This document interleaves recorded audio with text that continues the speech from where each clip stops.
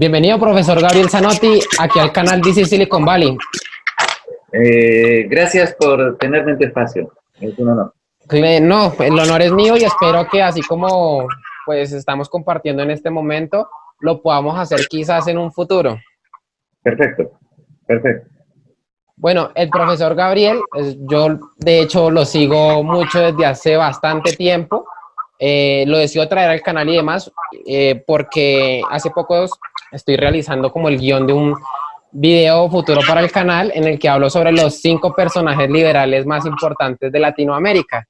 Y pues hay algunas personas que no las pude incluir, pero el profesor Gabriel Zanotti va a estar ahí en el video. Eso es como un spoiler, aunque tengo planeado subir primero ese video y después subir este video de la entrevista con el profesor Gabriel. Okay. Entonces, pues nada, yo la verdad admiro mucho al profesor Gabriel porque ha sido una de las pocas personas y uno de los pocos personajes en Latinoamérica que se ha decidido abiertamente a defender las ideas de la libertad, a su vez de que defiende pues una doctrina moral como es la doctrina católica. Entonces creo que básicamente lo he traído al canal por eso y pues nada, yo espero en serio sacar bastante provecho en esta entrevista y que las personas que nos están viendo, que cada vez son más, gracias a Dios, también saquen provecho de esta entrevista y pues nada, eso es todo como la introducción que iba a hacer para el profesor y, y pues nada, yo más o menos quisiera que el profesor nos contara si siempre fue antagónico a las ideas socialistas y siempre fue antagónico a estas ideas marxistas en general, ¿no? Sí, ahí intervino la suerte o la mano de Dios, como lo quieras ver. Yo tenía 13 años y comencé, como muchos adolescentes, a tener preocupaciones sociales. Comencé a preguntarle a mi padre por los motivos de la pobreza. Era el año 1973 en la Argentina, un año terriblemente agitado desde todo punto de vista. Y bueno, tuve la suerte de que mi padre fuera un liberal seguidor de Ortega y Gasset. Y entonces mi padre comenzó a explicarme la diferencia entre Estados Unidos y Latinoamérica en cuanto a condiciones para el desarrollo. Me dio para leer unos libros de Jean Fourastier, un gran economista francés, pero yo seguí preguntándole cosas de economía a mi padre, y entonces mi padre me dijo, bueno, te voy a conectar con un gran amigo para que converses con él sobre esto, cosa que efectivamente hice, pero mi padre ignoraba que su gran amigo había sido discípulo de von Mises en 1964 en la Foundation for Economic Education. Entonces, esta persona ya fallecida, que se llama Enrique Loncán, que hizo mucho para la difusión de la Escuela Austríaca de Economía en Argentina, guió mis primeros pasos, me dio a leer los libros de Escuela Austríaca que en ese momento sacaba el Centro de Estudios sobre la Libertad, dirigido por Alberto Venegas Lynch, padre. Y ahí entonces, muy tempranamente, comencé a tener contacto con las ideas de la libertad y la Escuela Austríaca, y cosa que nunca se abandonó, cosa que siguió hasta la actualidad. Sí. Excelente, excelente. O sea que es algo como muy similar a la historia del profesor Venegas Lynch, ¿no? Que el papá también lo influenció a él para que conociera las ideas y demás, ¿no? Sí, algunos hemos tenido la suerte de que contábamos con un padre que podía dialogar con nosotros y nos podía orientar, efectivamente, ¿no? Sí. La diferencia es que mi padre desconocía la escuela austríaca, era un liberal clásico, pero la escuela austríaca la desconocía. Así que ahí también hubo un factor de casualidad, porque él me mandó con Enrique Loncán, y gracias a Dios Enrique Loncán sí conocía la escuela austríaca. Así que bueno, en fin, de alguna manera en todo se puede ver la mano de Dios. Claro que sí. Listo, profe. Me gustaría que, por favor, yo tendría varios datos también que agregar ahí, pero la verdad creo que no aportarían mucho. Más bien me gustaría arrancar con la siguiente pregunta, y es, sí, ¿por qué el profesor no avala el socialismo? ¿Qué tiene el socialismo que al profesor no lo convenció tanto filosóficamente como económicamente? Económicamente, obviamente, adherí desde entonces a la tesis de von Mises sobre la imposibilidad de cálculo económico en el socialismo y filosóficamente, bueno, ni que hablar que el socialismo marxista es totalmente incompatible con la libertad individual. Los socialistas democráticos intentan que lo sea, pero ahí también me convenció, perdón, disculpa, ahí también me convenció el argumento de Hayek en Camino de Servidumbre sobre que las intervenciones del Estado conducen a situaciones de intervención estatal que son incompatibles con la libertad individual. Uh-huh. A veces Hayek ha sido criticado en cuanto a que parece que su predicción no se ha cumplido, pero me parece que en realidad Hayek no decía que necesariamente todo país intervencionista iba a terminar en un socialismo totalitario. Uh-huh. No, sencillamente afirmaba que el socialismo en sus intentos económicos era también incompatible con la libertad individual, y me parece que esa predicción se ha cumplido, porque las libertades individuales se han restringido efectivamente en el mundo en la medida en que las políticas socialistas, ya sea la redistribución de ingresos, ya sea el avance del Estado en materias de salud, educación, seguridad social, etcétera, etcétera, esos avances han restringido las libertades individuales. Uh-huh. Las libertades individuales son sacrosantas, son el eje de la cuestión. Soy un firme admirador de la Declaración de la Independencia de los Estados Unidos. Creo que es el documento de ética política más importante de toda la historia de la humanidad. Y esa es la clave de la cuestión. Sí. Perfecto, profe. Me gustaría que habláramos de algo, ya que mencionas tanto lo del tema de la libertad individual, y es, normalmente yo suelo ver que el tema de la libertad individual está asociado con el objetivismo, ¿no? Con la escuela de Ayn Rand, ¿no?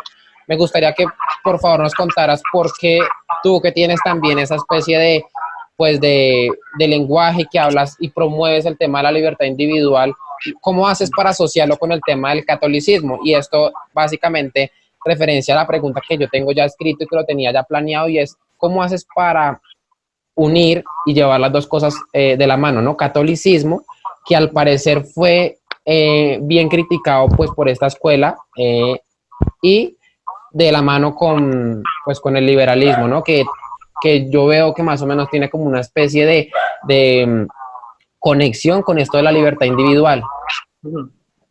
Bueno, gracias a Dios que cité el caso de Estados Unidos, porque cuando yo me refiero a las ideas de la libertad individual, no solamente me estoy refiriendo in abstracto a que todos los seres humanos tienen determinados derechos individuales, como la libertad de enseñanza, libertad religiosa, libertad de expresión, libertad de asociación, etcétera, sino que me refiero también al liberalismo institucional de corte anglosajón que se dio en los Estados Unidos: control de constitucionalidad, declaración de derechos individuales, y la división de poderes anglosajona, que evoluciona desde Inglaterra.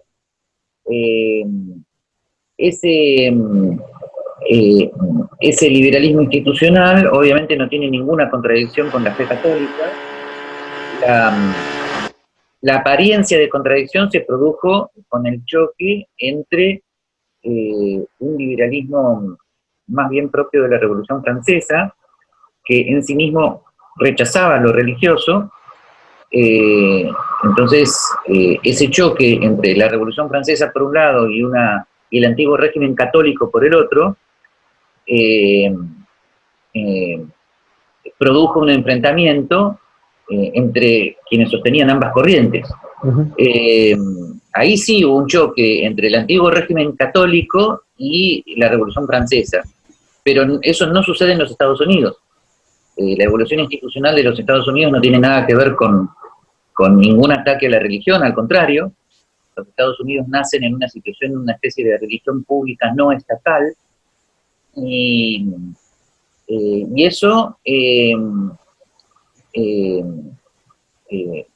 eso ha sido visto de manera muy clara por el discurso que Benedicto XVI brinda en el año 2008 frente a Mary Ann Glendon, y también por el discurso que Benedicto XVI hace ante el Parlamento británico en el 2010. Yo creo que ambos discursos, más el discurso al Parlamento alemán en el 2011, ambos discursos son un reconocimiento explícito los tres discursos son un reconocimiento explícito del Estado de Derecho y su no contradicción con la visión católica del mundo. Así que yo te diría que, teniendo en cuenta esos tres discursos, todo lo demás son malentendidos, todo lo demás ya son cuestiones de términos, sobre todo porque hay documentos pontificios de fines del siglo XIX que cuando hablaban de liberalismo se referían al liberalismo europeo de la Revolución Francesa, ¿no? Así que esos malentendidos son malentendidos fáciles de aclarar. Después, con respecto al tema del liberalismo económico,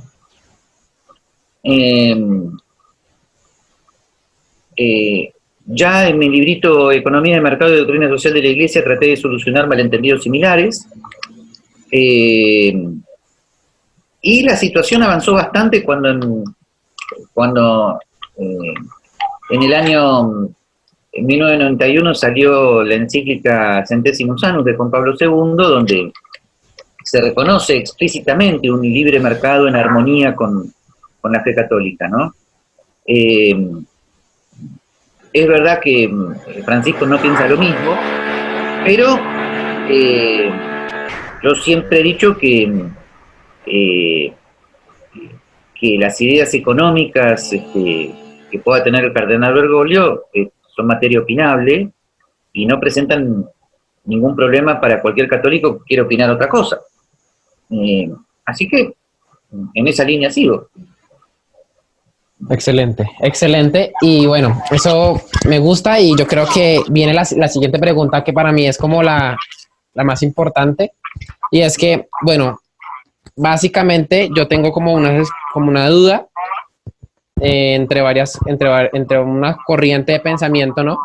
Que básicamente nos dice que el liberalismo viene básicamente del protestantismo, ¿no? De que de esa reforma nace principalmente a través de John Locke, que en su momento pues escribió un tratado pues como haciéndole contra al monarca absoluto y demás, y también teniendo en cuenta que John Locke era anglicano, ¿no? Entonces, si esto es así, nosotros podríamos ver que el liberalismo en este caso, pues sí pudo haber enarbolado la bandera de la libertad si hace contrapeso a una monarquía absoluta. Sin embargo, vemos, por ejemplo, en Historia del Pensamiento Económico de Murray Rothbard, en el que nos cuenta que, por ejemplo, Martín Lutero, en sus cartas a los gobernantes alemanes, utilizaba principios estatistas para llegar a conclusiones estatistas, ¿no? Y también, por lo menos, tenemos en cuenta de que a través de su estado secular, el estado secular que, entre comillas, se podría decir, ¿no? Promovieron los protestantes, llevaron pues a hacer una lucha, como ellos lo llamaban, contra la ignorancia, ¿no? Hacer como un contrapeso a la ignorancia que al parecer estaba encarnado en la Iglesia Católica, ¿no? Que este culto a la ignorancia, pues según ellos podría decirse que estaba encarnado en la Iglesia Católica. Ellos al parecer intentaban llevarnos a esa libertad de pues ese yugo católico, ¿no? Sin embargo, también vemos que para hacer esa lucha a favor supuestamente de la libertad y en contra de la ignorancia, se fundaron universidades públicas, universidades obligatorias, ¿no? No sé esto si encuentro, yo ahí en este momento encuentro una contradicción entre lo que podría ser esa línea liberal protestante, sí, por lo menos para poder llevar y dar a conocer su doctrina religiosa, teórica y política, se deba llevar a cabo a través de una educación obligatoria. No sé si me hago entender. Y aparte de esto, pues uno diría, bueno, quizás no esté tan mal, sin embargo, por lo menos pues está comprobado, ¿no? Que con el tema de Adam Smith y la teoría objetiva del valor, pues no fue algo como muy coherente con el discurso liberal económico. No sé si me hago comprender en mi totalidad, la totalidad, sino que si por lo menos habían unos errores en esto y aparte lo combinamos con una educación obligatoria de calidad, obligatoria, no podríamos estar hablando de que el liberalismo pueda ser, el liberalismo protestante sea en sí mismo como la mayor expresión de libertad, que pues en su caso y en su momento también fue como rechazado por el Papa León XIII, si no estoy mal, con la encíclica Libertas, ¿no? Entonces me gustaría saber, vos por qué tienes esa posición de católico y por qué más no protestante y demás. No sé si va en esta misma línea. Es como una pregunta muy dirigida, yo sé que está mal, pero no sé si lo que te acabé de decir es cierto, si no, si esto reafirma tu postura, si estoy equivocado, no sé si que puedes decirnos con base en esto que te acabo de decir. Sí, bien, comenzando por John Locke, hay que tener en cuenta que cuando John Locke se opone a las monarquías católicas fundamentadas en el supuesto derecho divino de los reyes, cuando hace eso se basa en el autor anglicano Richard Hooker. Y Richard Hooker era un seguidor de Juan de Mariana, de Francisco de Vitoria y de Francisco Suárez, que eran tres grandes pensadores escolásticos católicos. Lo que pasa es que ya no lo podía decir explícitamente en la Inglaterra anglicana. Por lo tanto, yo te diría que la lucha de John Locke contra la monarquía absoluta tiene un origen católico. Hay que distinguir en ese sentido entre los monarcas católicos y los pensadores católicos. Los pensadores católicos fueron estos autores dominicos y jesuitas que se opusieron a la teoría del derecho divino de los reyes y son una de las fuentes más importantes del liberalismo político. Ahora, a su vez hay que tener en cuenta que el anglicanismo es un simple accidente político, no es una diferencia religiosa. O sea, el origen de los derechos individuales en Inglaterra se remonta hacia los siglos X, XI, XII. O sea que es la Inglaterra católica la que da origen al Estado de Derecho. El anglicanismo no es ni siquiera un problema religioso, fue un capricho de Enrique VIII, porque el Papa no le concedió el divorcio para casarse con la famosa Ana Bolena, o etcétera. Eso no es ni siquiera un tema religioso, fue un capricho político de Enrique VIII. Se podría decir que el origen del Estado de Derecho en Inglaterra es un origen católico. Después, no hay que menospreciar de ninguna manera al famoso libro de Max Weber, La ética protestante y el origen del capitalismo.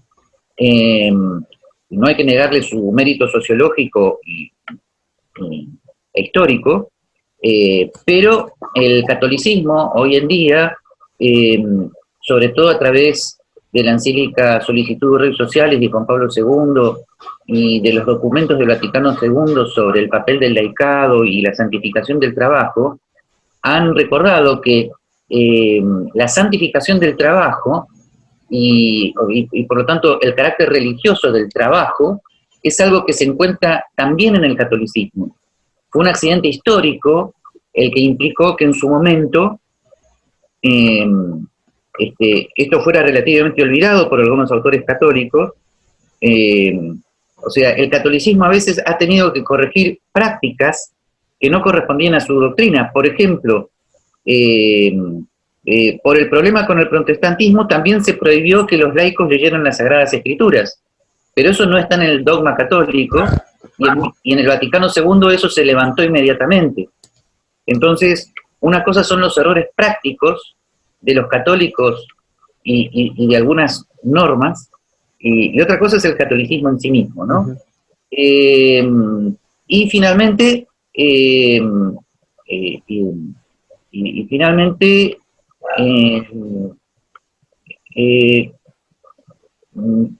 con respecto al tema de la educación pública,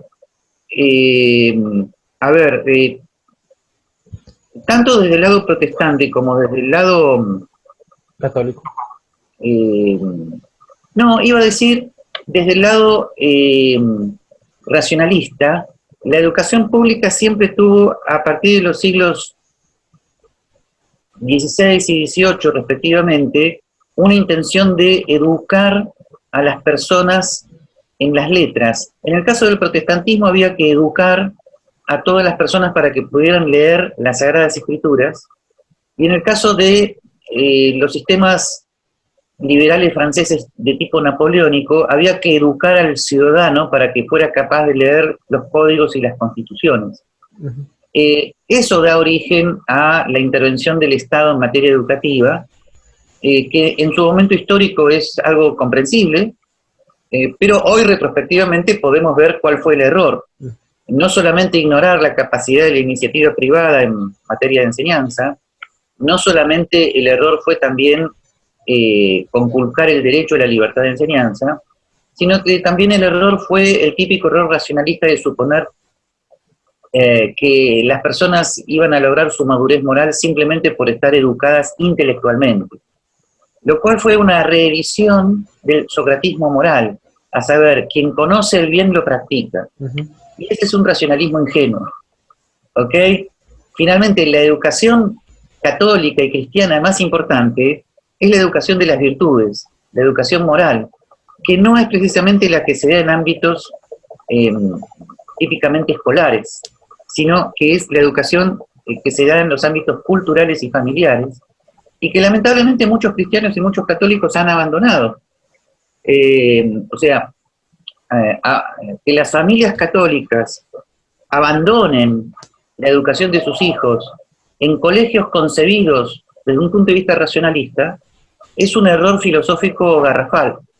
Incluso eso te explica también el error de los llamados colegios católicos, que presuponen que en el ámbito escolar, dando catequesis, se va a educar religiosamente a las personas, y es un error didáctico, no da resultado. Esto fue diagnosticado, esto los católicos habitualmente no lo ven, creen que el colegio católico es eficiente y es totalmente ineficiente en la educación religiosa de sus hijos. Esto fue diagnosticado por el famoso pedagogo italiano Giovanni Gozzer y afirmado en mi país también por mi padre, pero los católicos en esto siguen en una ingenuidad absoluta. Creen que el colegio racionalista, adjetivado católico, es la clave de la que quiere predicación y difusión del catolicismo, y eso es un total fracaso, y los resultados están a la vista. Sí, señor, yo estoy totalmente de acuerdo con eso. Yo creo que en ese caso los protestantes se han hecho como un mejor trabajo, ¿no? Sí, pero no porque sus colegios fueran más eficientes, sino porque su tradición insistía más en el trabajo de las propias familias y comunidades religiosas en cuanto a la educación de sus hijos. Históricamente me parece que ahí hicieron un mejor trabajo, sencillamente porque no dejaron que los reglamentos estatales se llevaran la educación religiosa de sus hijos. Uh-huh. Tal cual.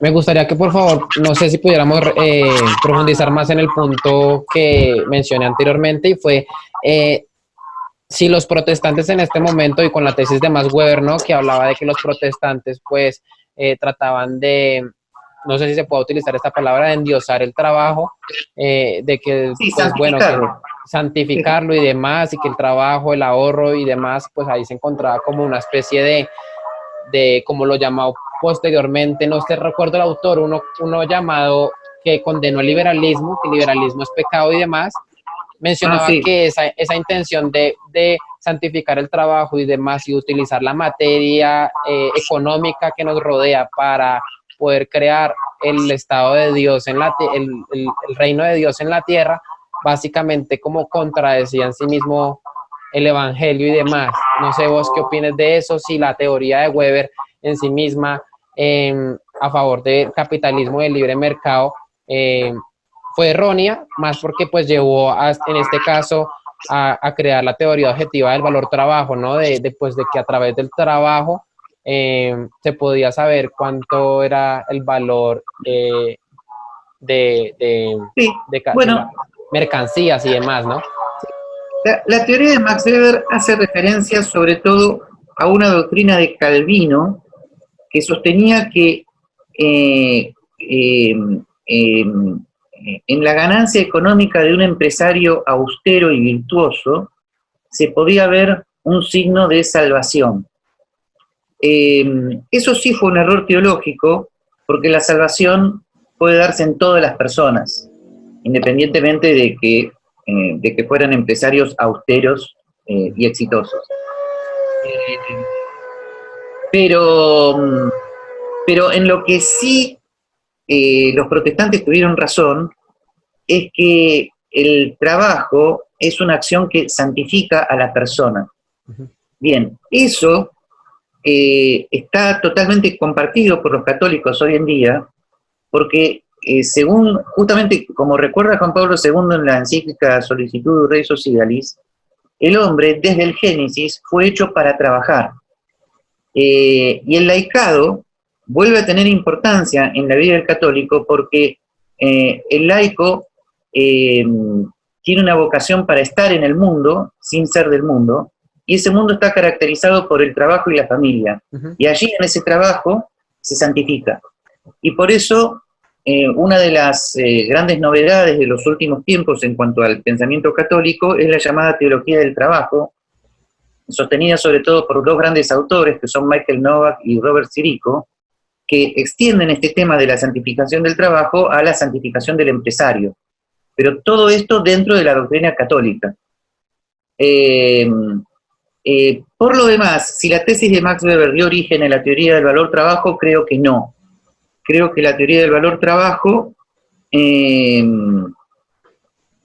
fue en su momento una especie de accidente histórico que se introdujo en el pensamiento de Adam Smith, creo que sobre todo por la importancia que siempre ha tenido el tema de los costos de producción, pero creo que no fue influenciado por un tema teológico, creo que fue simplemente un error económico, y además hoy en día se tiene cada vez mayor conciencia de que cuando Adam Smith hablaba de los precios, comprendía perfectamente cómo los precios se establecían según valoraciones subjetivas. Así que en esto yo recomendaría más bien los estudios sobre Adam Smith que tiene el lamentablemente hoy fallecido gran economista argentino Juan Carlos Kachanowski, ¿no? Que reivindica la figura de Adam Smith por sobre las críticas que le han hecho autores como Murray Rothbard, por ejemplo. Pero volviendo al tema del catolicismo, yo te diría que el tema de la santificación del trabajo profesional, hoy en día, en algunos autores católicos, es una doctrina ya establecida. Ahora, que falta mucho, y sí, por supuesto, porque es muy nuevo, pero no es contradictorio con el catolicismo. Se basa en el Génesis, y gracias a Dios, tenemos la autoridad de Juan Pablo II, que ha apoyado totalmente esa tesis. Claro que sí. Me gustaría aclarar lo dicho anteriormente, no es que la tesis de Weber de santificar el trabajo, no, Weber básicamente lo que hizo fue como observar lo que hacían los protestantes, ¿no? Desde, pues, de santificar el trabajo, el ahorro, la inversión y demás, ¿no? Sí. Normalmente me suelo topar con personas que suelen afirmar que no son católicos, más que todo por un tema de dogma, ¿no? Entendiéndose dogma como aquellos principios de la iglesia que son prácticamente que intocables. Alguno de ellos es el tema de la infalibilidad papal, y que básicamente pues se podría resumir en que, bueno, que el Papa actual, con Bergoglio y demás, si el Papa hace afirmaciones en favor del comunismo y del socialismo, ergo somos socialistas y comunistas todos los católicos. No sé qué opinas de eso, no sé cómo se podría responder a eso. Yo sí sé más o menos por dónde va el agua al molino, pero me gustaría que un personaje como vos lo hicieras. El Concilio Vaticano declaró efectivamente la doctrina de la infalibilidad pontificia. Estrictamente lo que se intentaba era ratificar algo que ya estaba en la doctrina y la praxis de la Iglesia Católica, a saber, cada vez que la Iglesia Católica tenía que establecer cuáles cuestiones eran de fe reveladas y cuáles no, se llama a un concilio universal, y el concilio universal, en presencia de todos los obispos del mundo, con la presencia del Papa, ratifican ese dogma, ¿no? Entonces, por ejemplo, en el concilio de Nicea, de donde viene una de las formulaciones del credo, el concilio de Trento fue el último concilio dogmático en ese sentido, pero todos estos concilios tenían esa característica, que la decisión de los obispos era ratificada por el primum inter pares, que era el pontífice.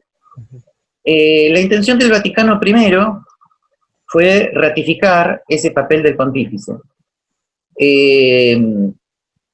Tal vez el modo en el que se lo hizo, la redacción, no fue del todo apropiada, y además hubo algunas voces, como las de Lord Acton, que levantaron una advertencia, diciendo, ya sabemos que el Papa es el primus inter pares y que es necesaria su presencia para la ratificación de un dogma, pero hay que tener cuidado en cómo se formula este dogma de la infalibilidad pontificia, porque puede dar origen a abusos del poder y por parte del Papa, y a la llamada papolatría. Esto es, no distinguir cuando el Papa habla de fe, de temas de fe, y cuando habla de otras cuestiones. Lamentablemente la predicción de Lord Acton se cumplió totalmente. A partir de 1871, la papolatría por parte de los católicos es habitual. Repiten todo lo que el pontífice diga, ya sea un dogma de fe, ya sea cómo lavarse los dientes a la noche,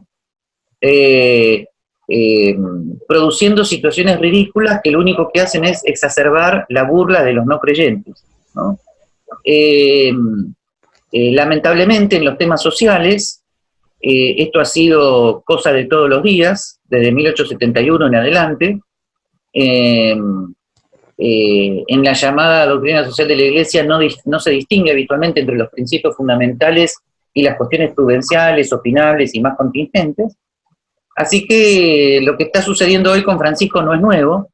Muchos católicos repiten lo que él dice simplemente porque él lo dice, pero no ha sucedido solo con Francisco, ha sucedido con todos los pontífices.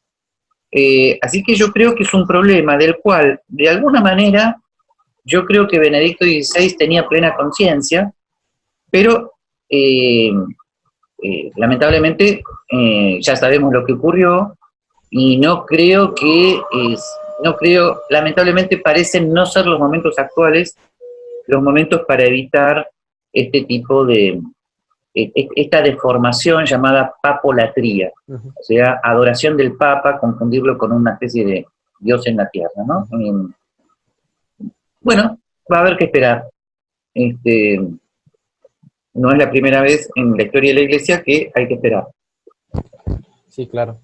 También vemos que dentro de la propia Iglesia Católica tenemos como una especie de jerarquías de dogmas, ¿no? En el que básicamente no podríamos comparar este dogma del Papa sobre la infalibilidad del Papa y compararla, por ejemplo, contra la Santísima Trinidad o que Cristo es nuestra figura de Dios en la tierra y demás, ¿no? Entonces, evidentemente, el Papa no podría estar al nivel de él y el dogma tampoco estaría también a ese nivel, ¿no? No, pero es cierto que hay cuestiones que en teología son llamadas cuestiones de fe. Son cuestiones que los católicos afirmamos por razón y por fe. Bien, es verdad que es, comillas, de fe que el Papa es el primus inter pares cuando hay que declarar un dogma. Pero tú tienes razón, eso no lo convierte a él en impecable, ni tampoco quiere decir que todo lo que diga sea dogma. Pero vuelvo a decirte, lamentablemente, esta distinción ha sido muy poco llevada a la práctica. Sí, claro. Listo, me gustaría pues pasar al siguiente punto. Yo recuerdo que en una de las ponencias que el profesor Zanotti tuvo, la escuché desde hace un tiempo, no sé si lo recuerdo claramente, mencionaba que pues muchos autores afirman, y no sé si está bien dicho, que el principio filosófico y praxeológico de la praxeología propuesta por von Mises. Unos afirman que estaban en Kant, otros se lo acuñaban a los neocantianos y demás, pero al único que yo he podido escuchar que afirma que quizá lo más probable o que eso le gustaría creer, que los fundamentos principales epistemológicos y filosóficos de la praxeología de von Mises pudieran estar basadas en Santo Tomás de Aquino. Me gustaría que por favor nos pudieras Sí. hablar un poco sobre esto. Bueno, no fui yo el único que dijo que los fundamentos filosóficos últimos de la praxeología no están necesariamente en Kant. Mary Rothbard, en su Tratado de Economía de 1964, afirmó que la praxeología se basa en Aristóteles, pero no lo desarrolló de manera sistemática. Y el tema quedó abierto. Entonces yo mismo aproveché que ese tema había quedado pendiente para mostrar que al afirmar que toda acción humana implica recurrir a medios para llegar a un fin y que ese fin tiene que ver con algo que la gente considera un bien, yo aproveché para recordar que eso ya estaba en Santo Tomás de Aquino, que toda gente obra para un fin y que todo fin es un bien para la gente, aunque no necesariamente un bien moral. Pero sí es algo que está, como dice Santo Tomás de Aquino, pasando de la potencia al acto en el perfeccionamiento de las potencias específicas del ser humano. Así que de alguna manera sí se podría decir que la praxeología tiene como fundamento último a Santo Tomás de Aquino. Esto es muy importante, ¿por qué? Porque cuando desarrollé el tema cuando en 1985 saqué mi librito sobre economía de mercado y doctrina social de la Iglesia, muchos católicos me dijeron que la economía de mercado que yo afirmaba era la de von Mises, tenían razón, y von Mises decía que esta economía de mercado se basa en la praxeología, y la praxeología para von Mises estaba relacionada con el utilitarismo, con el neocantismo y con el agnosticismo. Es verdad, entonces, que en von Mises, cuando él está hablando de praxeología, también habla de agnosticismo, habla de utilitarismo y habla de neocantismo. Entonces yo aproveché para decir, no necesariamente la praxeología de von Mises está relacionada con esas tres características, porque esa praxeología puede límpidamente fundamentarse en Santo Tomás de Aquino, sin incurrir en ningún tipo de utilitarismo moral, sin incurrir en ningún tipo de agnosticismo metafísico, ni nada que se le parezca. Así que este tema es particularmente importante. Sí. Sí, claro, me parece bastante importante, bastante necesario darse, ¿no? Porque yo he visto que hay como una especie, no hay un consenso general, ¿no? En el que unos dicen, pues no, las bases filosóficas de la praxeología están en Kant o con los neocantianos o en Aristóteles. No hay como un consenso, ¿no? Sí, que no haya ese consenso entre los austríacos no es un defecto, porque estamos hablando de una escuela austríaca de economía. No necesariamente todos los economistas están de acuerdo filosóficamente. Así que haya diversos fundamentos filosóficos en el tema de la praxeología o en los fundamentos últimos de la acción, me parece normal. Lo lamentable es que a veces algunos austríacos se condenan los unos a los otros y empiezan a hablar lenguajes semirreligiosos, como por ejemplo, quién es el más ortodoxo o más fiel al fundador, como si la economía de mercado fuera un dogma y como si von Mises hubiera sido Jesucristo. Bueno, así que no nada que ver. No hay que tener esa actitud, hay que estar perfectamente abierto a que haya fundamentos filosóficos distintos y en todo caso, cuando uno adhiere a un fundamento filosófico, estar dispuesto a defenderlo en el diálogo, pero sin condenar a los demás economistas austríacos como si estuvieran fuera de no sé qué doctrina establecida por quién, ¿no? Así que bueno, hay que tener mucho cuidado con eso. Excelente, esa última parte me fascinó muchísimo. Pues bueno, me gustaría que por favor nos hablaras sobre el tema, un tema que me parece que es bastante importante y que ya el profesor lo ha tratado anteriormente, no sé si pueda desarrollar la pregunta y colocarla en contexto bien, pero haré el intento. Y es Sí. básicamente sobre el tema de un debate que tuviste en su momento no recuerdo el nombre exactamente, pero fue en el instituto este de Fundación para el Progreso, Ajá. en que hablaba sobre el tema del libre albedrío y demás, ¿no? Yo más o Ah, menos veo con el tema Chile.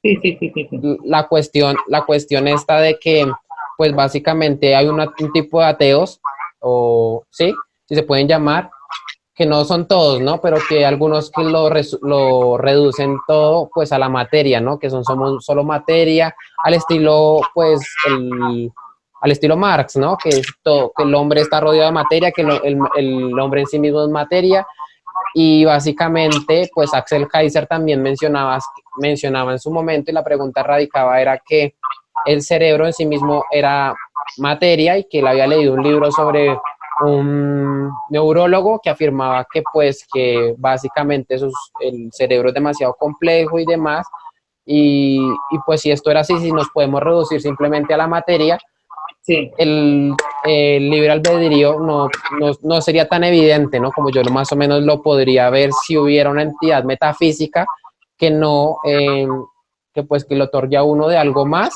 aparte de todas las propiedades físicas y de todas las leyes físicas que dotan a la materia, ¿no? Y que básicamente limita esto y que por ende también anularía en sí mismo, creería yo, ¿no? No sé si estoy equivocado, el libre albedrío, ¿no? Si todos somos materia y demás, si podemos manipular la materia que nos rodea y demás, pues no podríamos estar hablando de un libre albedrío en sí mismo, ¿no? Que estamos básicamente aquí atados a la materia y ya.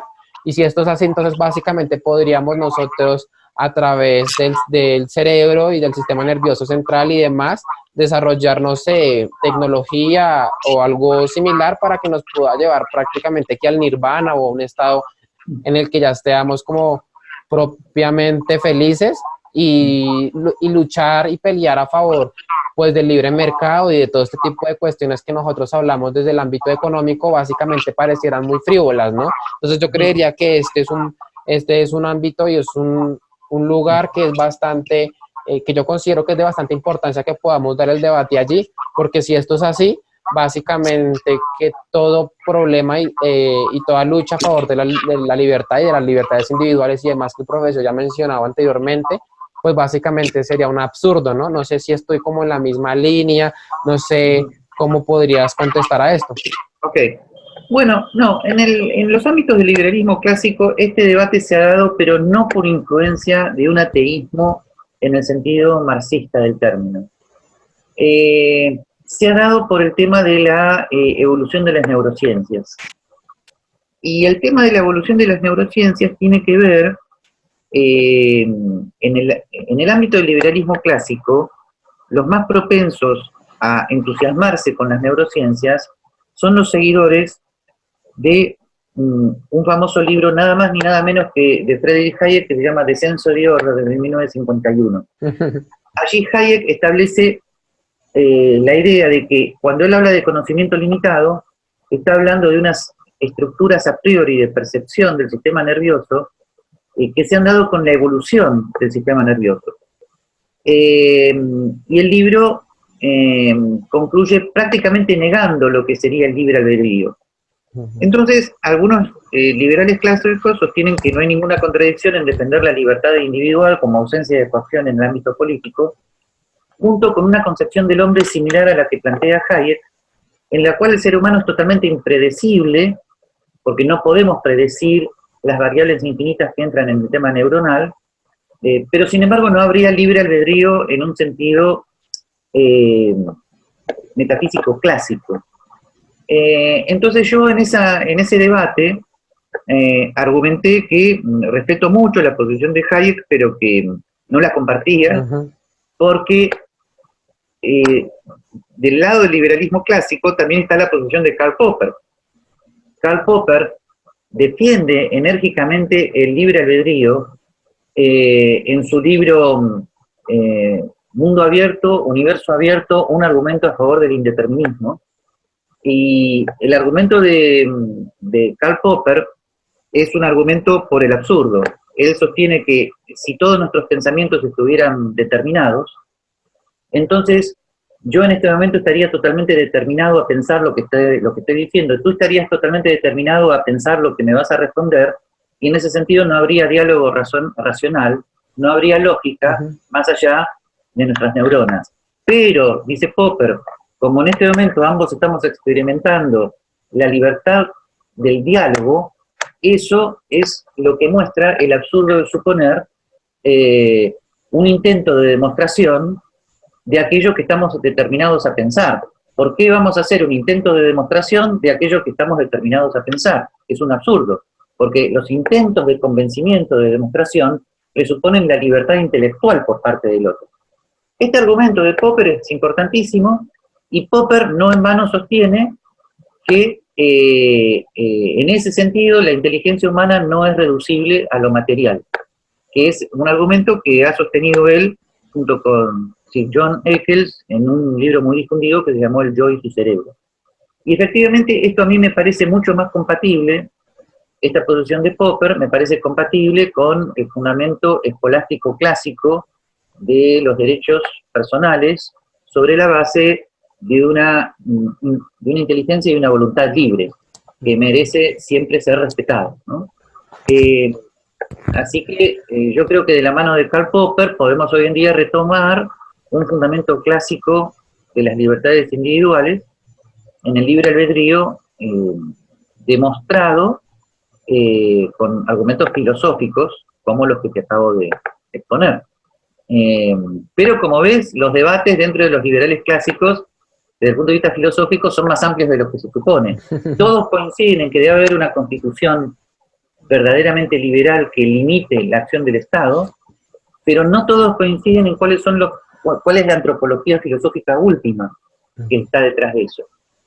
Dentro de esta pluralidad de opiniones, yo propongo que nuestra antropología filosófica sea una combinación entre la de Santo Tomás y la de Karl Popper, para enfatizar nuestro libre albedrío y nuestra condición de personas. Así que ese es el estado de la cuestión. Excelente, a mí me fascina lo que mencionaste, y cuando hablas sobre el tema del determinismo, y cuando mencionas también el tema de Hayek, al hablar de que dentro del propio sistema nervioso pueden haber una multitud de variables que pues impidan poder prever lo que va a hacer en sí mismo el humano, la persona y demás, el individuo en sí, sino que no sé, yo creería que esto al negar, no sé, una entidad metafísica, lo que hace es afirmarla, ¿no? Y vemos, por ejemplo, el argumento del ajuste fino, ¿no? De que en esta cantidad de variables y de situaciones que hacen que algo pueda no existir, a pesar de todo esto existe, ¿no?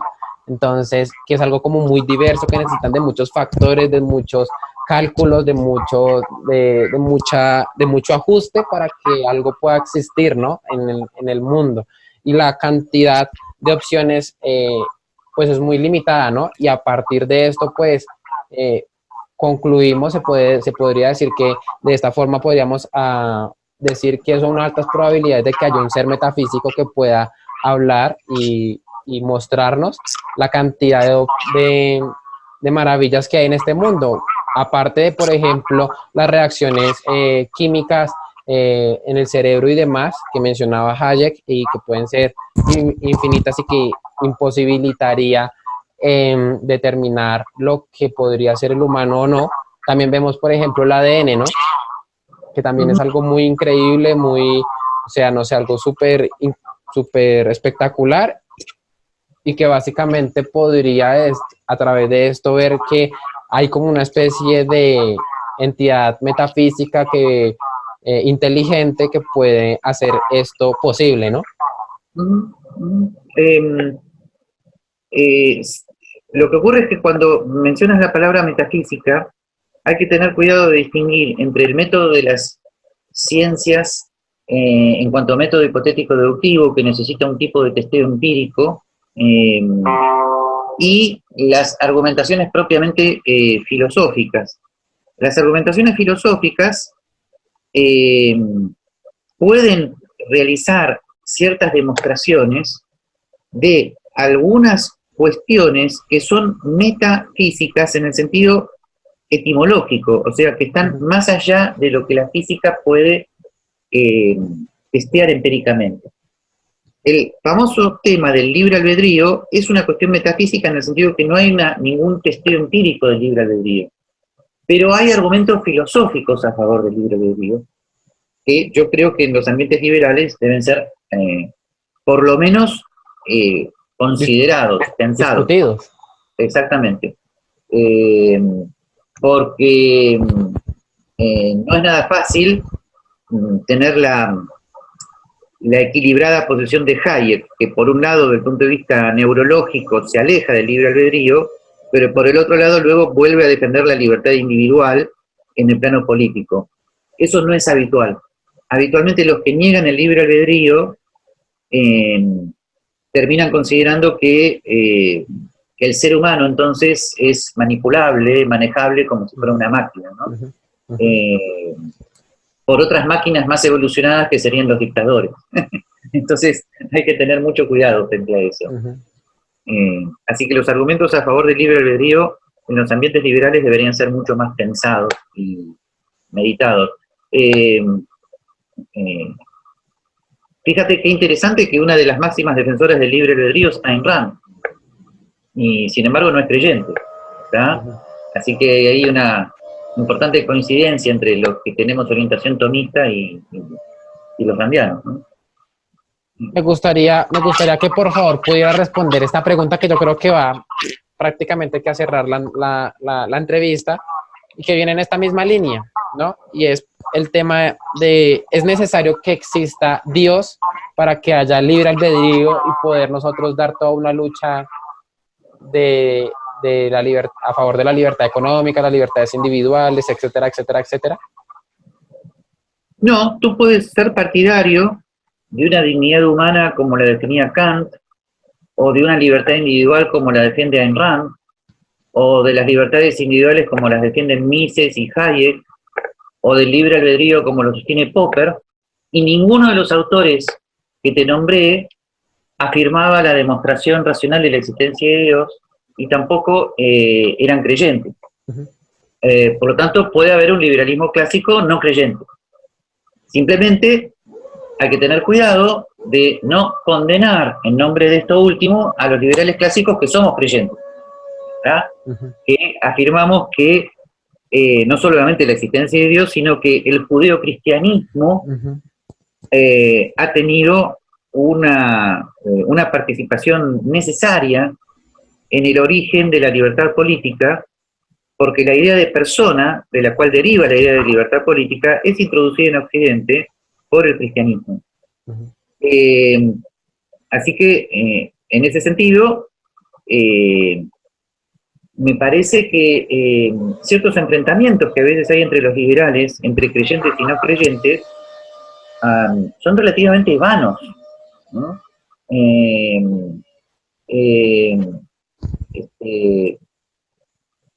Vuelvo a decirte, una cosa es ser no creyente, pero otra cosa es considerar que el judeocristianismo como tema cultural ha sido negativo con respecto a la libertad. Uno de los primeros que critica esta idea es precisamente Hayek. Para Hayek el judeocristianismo ha tenido un papel esencial dentro del origen de la libertad política, aunque él no fuera creyente. No se puede desarrollar en este momento totalmente la cuestión. La desarrollé en mi último libro que se llama Judeo-Cristianismo, Civilización Occidental y Libertad. También en este momento Sam Gregg, del Instituto Acton en los Estados Unidos, está desarrollando la misma tesis. O sea, que a pesar del autoritarismo que han tenido muchos católicos, sin embargo, la libertad política era como un árbol que estaba en la semilla del judeocristianismo. El árbol pudo haber tardado en desarrollarse, pero el árbol estaba allí. Eso es lo que muchos intentamos demostrar. Claro que sí. Excelente. Hay algo que también me gustaría pues ya como un plus, ¿no? Hablar Sí, prácticamente que de esto y es, pues, la función que tuvo el judio-cristianismo, ¿no? En el desarrollo de Occidente como tal, ¿no? Y como la unión con la filosofía griega y el derecho romano, pues sí, en la creación de lo que nosotros conocemos como Occidente y que aparte de esto, pues sí, da como el suelo para que puedan desarrollarse pues este tipo de escuelas como las conocemos hoy, ¿no? La escuela austriaca, la escuela clásica, etcétera, sí, etcétera, etcétera, ¿no? Y sin embargo, este tipo de escuelas y demás no son tan evidentes en otras latitudes, ¿no? No sé si de pronto en China, no sé si de pronto en Oriente hayan podido desarrollar lo que es, toda esta idea de libertad individuales, libertad económica y así sucesivamente, ¿no? A, teniendo en cuenta también que, por ejemplo, fue un pensador musulmán que en su momento desarrolló y prácticamente que fue uno de los primeros en hablar sobre el argumento cosmológico Kalam, ¿no? Que de hecho el nombre viene precisamente de los musulmanes y que aún así teniendo un horizonte como lo es Dios, no pudieron desarrollar como un piso para que la doctrina liberal, individual y demás se haya podido desarrollar. Sin embargo, a través del judío-cristianismo sí. Ahora ujú, bien, algo que a mí me gustaría también pues también como dejar como en entrevisto y es sin una idea de Dios, sin una idea de como un ideal moral, de justo, de bueno, de bello y demás, sería prácticamente como imposible poder defender el liberalismo o el libertarismo en general, como por ejemplo lo definió en su momento Murray Rothbard, ¿no? Que él decía que uno era libertario no tanto porque le gustaría que hubieran más bienes y servicios proveídos a un mejor precio y a mejor calidad, sino por el tema de justicia, ¿no? Entonces, sí, cuando hablan uno de tema de justicia, un tema de moral, es porque evidentemente hay un contexto que como que lo abrazó, ¿no? ujú, Más o menos veo ahí, pero también veo el tema de, pues que con los musulmanes los argumentos a favor del teísmo estuvieron, pero algo pasó que no, eh, aunque ellos también, por lo menos el pensador, al-Mahid, yo no sé qué, bueno, el pensador musulmán también era un lector de Aristóteles, pero le ujú, faltó algo, una semillita, para poder sí, desarrollar este piso y que abrazara pues lo que es el sí. tema de libertades políticas, económicas. Lo que sucedió estrictamente es que en el siglo XII hubo dos grandes teólogos árabes, Averroes y Avicena, que son muy citados después en el siglo XIII por Santo Tomás de Aquino. Ujú. Pero lo que ocurrió con Averroes es que cuando él comenzó a tener conflictos con los teólogos árabes, él desarrolló la teoría de la doble verdad. O sea, que una cosa podía ser eh, eh, verdadera en materia filosófica y falsa en materia teológica y al mismo tiempo y convivir, negando de alguna manera las implicaciones prácticas del principio de no contradicción. Ujú. Nunca se sabrá si Averroes desarrolló esta doctrina en serio o simplemente para protegerse de una condena religiosa. Pero al desarrollar esta teoría de la doble verdad, que violaba el principio de no contradicción, separó la razón de la fe. Al separar la razón de la fe, no hubo posibilidad de seguir desarrollando un fundamento racional, escolástico, de los derechos individuales, como luego sucedió en la Segunda Escolástica Católica. Entonces, el pensamiento árabe, que fue truncado, ahí se quedó casi como eliminado ya, el pensamiento teológico racional quedó eliminado a partir del siglo XII, entonces los árabes comenzaron a involucionar hacia un sistema totalmente integrista, donde la fe y la revelación capturaron todos los elementos de la cultura, sin distinguir lo laico de lo sagrado, sin distinguir lo sagrado de lo profano, sin distinguir la autoridad religiosa de la política. Eso es lo que les impidió durante los 7 siglos subsiguientes evolucionar a una sana secularización como sí lo hizo el cristianismo. Pero esto no quiere decir que no lo puedan hacer. ¿Está? O sea, a mí me gusta siempre, yo siempre digo, yo no puedo dirimir, yo, Gabriel Zanotti, yo no puedo dirimir la famosa cuestión de la interpretación del Corán. Ya Ujú. bastante problemas tengo yo con la interpretación de la Biblia, eso sí, Ujú. en eso me introduzco, pero eso ya es suficiente problema. Yo no puedo dirimir esa cuestión. Pero llamo a los pensadores árabes para que ellos hagan lo mismo que hicimos nosotros los cristianos. O sea, evolucionar hacia una sana laicidad del Estado. Yo creo que ellos tienen elementos para hacerlo y simplemente es una cuestión de tiempo. Espero que las versiones actuales del radicalismo islámico sean dentro de algunos siglos solamente un mal recuerdo, ¿no? Como hoy lo son los movimientos violentos que hubo dentro del catolicismo y dentro del protestantismo, ¿no? Claro. O sea, todos hemos evolucionado. Bueno, ellos también lo pueden hacer. Y posiblemente haya pensadores individuales o en grupo islámicos que ya lo están haciendo, pero que lamentablemente son muy pocos conocidos. Que tendrían que tener como más voz y más prensa, ¿no? Así que a mí me parece que eso es lo que sucedió con el Islam. Claro que sí. Esto es lo que sucedió. Me gusta bastante bien como lo mencionas.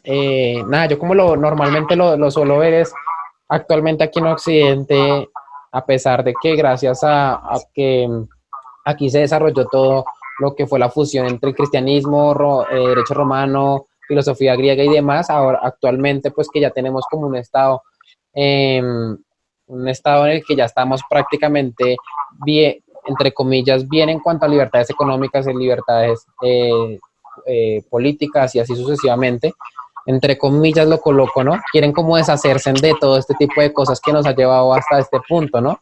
Ya quieren deshacerse de cristianismo, quieren deshacerse de básicamente los pilares que sostienen a la civilización, ¿no? Quiero citar aquí un pequeño texto, un pequeño extracto de un artículo que leí hace poco en internet. De pronto el profesor lo habrá leído, lo conocerá. Dice: por lo tanto, el que quiera saber cómo hablar con un conservador, que no me busque, pero si quiere conversar con un conversador, allí estaré yo. Sí, me acuerdo del autor, sí, soy yo. Sí. Allí estaré yo siempre, dijo. Aunque últimamente no parece convenir a muchos conversar y leer liberales católicos que tengan mucho que decir, pues como el profesor, ¿no? Yo la verdad tengo que decir que sí he aprendido bastante en esta entrevista y me ha servido conversar bastante con el profesor Gabriel Zanotti. Bueno, yo vuelvo a decirte, muy honrado por esta entrevista, me alegro poder ser útil en la aclaración de muchas cosas, y es un poco mi función, ¿no? Así que te ayudo a que me hayas, te agradezco que me hayas ayudado a seguirla ejerciendo, ¿no? Claro que sí, profe. Entonces me despido y un saludo a todas las personas que nos ven y al profesor al otro lado. Muchas gracias. ¿Soy yo, profesor? Gracias a ti. Enormes gracias. Hasta luego.